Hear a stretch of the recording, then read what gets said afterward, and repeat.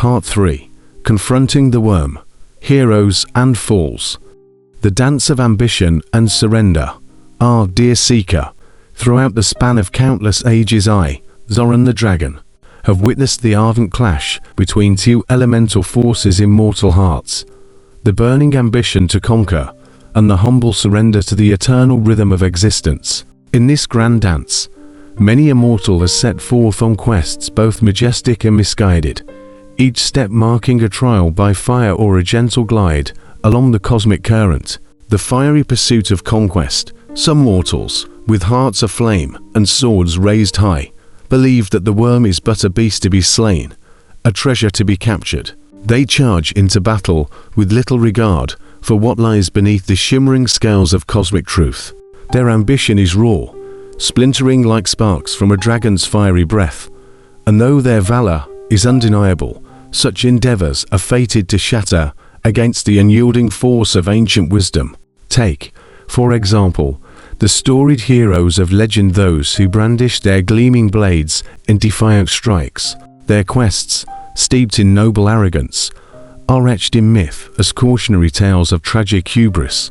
For every swing of a sword, there echoes the silent reminder that the Wyrm's essence is not meant to be vanquished by brute force. Instead, its scales burn brightest when met with the tenderness of understanding, a lesson often learned at the price of bitter recollection and relentless scars. I have seen many a warrior's ambition consumed in the flames of their own pride.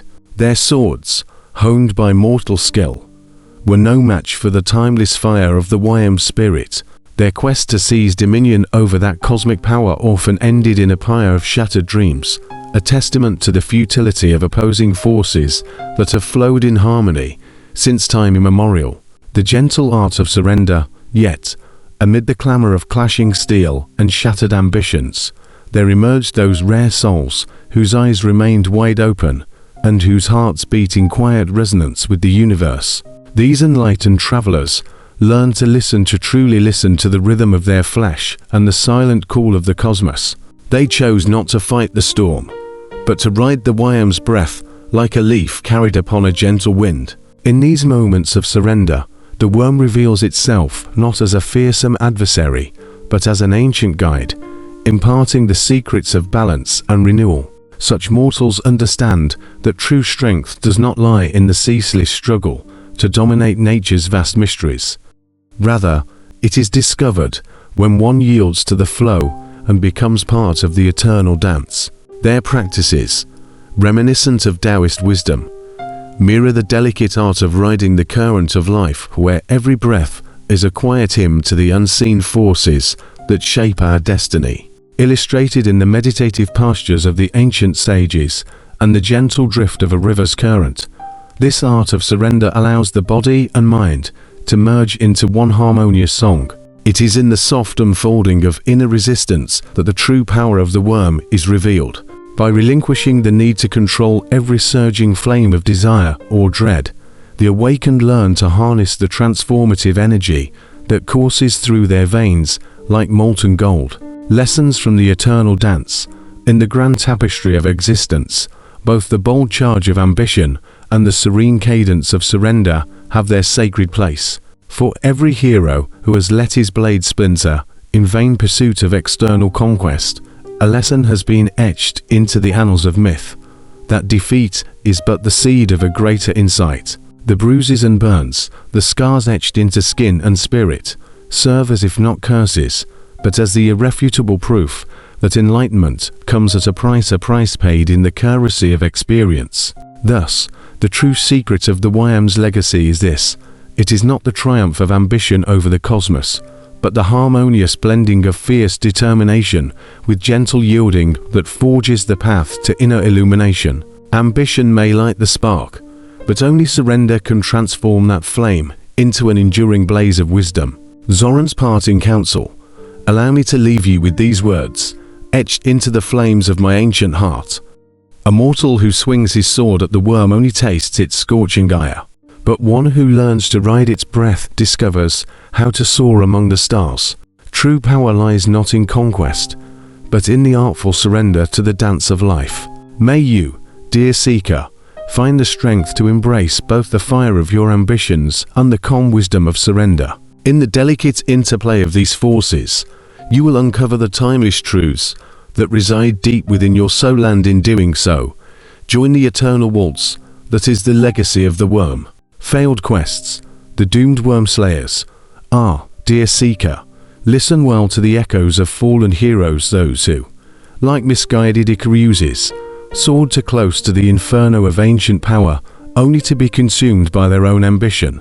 Take, for instance, the legendary saga of Beowulf. In many renditions of his tale, his ultimate confrontation with the dragon is recounted as the climactic peak of a valorous career, a moment when a hero dares to challenge fate itself. Yet I whisper now a secret known only to those who linger in the realm of myth and memory. Beowulf's draconic adversary was no mere beast of scales and smoke. It was akin of the worm, a living mirror to the very ancient forces that reside in every mortal heart. His impetuous charge was fueled by brute might and raw will, an audacious attempt to subdue the cosmic fire with mortal steel, to capture and command wisdom that swirls as eternally as the stars. In that fateful clash, as his sword met scales forged in the crucible of boundless passion and mystery, an immutable truth was revealed. The heroic charge of Beowulf, like the flight of a waxen-winged Icarus, was doomed from the start. His sword, no matter how keen or hallowed, could not sever the profound connection between the Wyrm's ancient essence and the laws that govern life and fire. In the scorching aftermath, his weapon shattered against a brilliance too fierce for mortal endowment, and like Icarus's melted wings, his ambition was reduced to a painful trail of scars, each burn a bitter memento of the futility in seeking dominion over the unfathomable. But these tragic quests are not merely records of valor lost. They are eloquent lessons inscribed upon the annals of time. The heroes who sought to master primordial power by force mistook ambition for mastery. They believed that by slaying the worm, by capturing one of its many scales, they could seize its hoard of wisdom and, with it, command the very essence of life. Instead, as the cosmos would have it, they learned that the Wyrm's scales are not trophies to be plucked like wildflowers in a spring meadow. They are reflections radiant, living mirrors of a force that demands not violence nor conquest, but understanding, surrender, and integration. Each scar left behind on those who swung their swords at the cosmic beast is an indelible reminder that true enlightenment is not the spoils of war. No, it is the gentle illumination that arises when one listens deeply to the burning fire within. For in the raging inferno of ambition, a hero may catch a fleeting glimpse of the Wyrm's brilliance, only to be scorched by its relentless truth. The very act of battle transforms the spirit, leaving behind marks that whisper of lost opportunities for a harmonious union with that ancient force. These failed quests, tragic as they are, serve a higher purpose.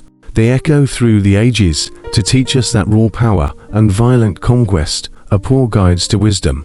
The worm, the eternal keeper of cosmic secrets, invites us instead to cultivate a tender curiosity, to watch the fire, to learn its language, and to recognize that the path to mastery lies not in conquering the flame, but in melding with it. Thus, let the story of Beowulf and other doomed wormslayers be a beacon for those who dare to seek truth. Their failures, etched in the annals of legend, remind us that enlightenment is not attained by brandishing swords against the cosmos.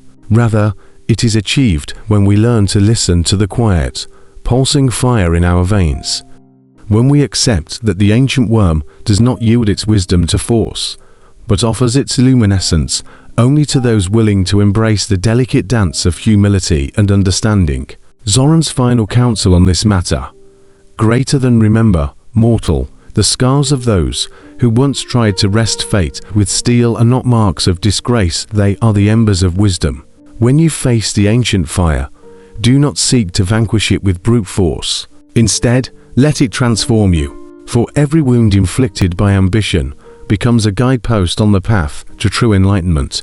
May you carry these lessons in your heart and let them guide you away from the destructive conflagration of unchecked ambition and toward a serene, ever-burning light of integration. Further reflections and questions. How might a hero learn to transform the pangs of ambition into the soft glow of surrendered understanding? In what ways do our modern battles between technology and nature, competition and cooperation echo these ancient strifes? Can we, too, let our scars become sacred symbols of growth and wisdom? In asking these questions, dear seeker, you join a timeless dialogue with the Wyrm one that transcends centuries and invites each of us to find our own luminous path in the dance of ambition and surrender. Success stories, meditative symbiosis. Dear seeker, while many mortal hearts have scorched themselves in futile battles against the unyielding blaze of ancient power, there are those luminous souls who have discovered a more sublime path, a path not of conquest, but of communion. In the soft interplay of breath and stillness, these wise ones have learned to ride the Wyrm's own breath, entering a poetic dance of meditative symbiosis. Their secret, passed down through the ages, in quiet rituals and whispered lore, is that true harmony arises when one learns to flow with the cosmic current rather than to force it to bend to one's will.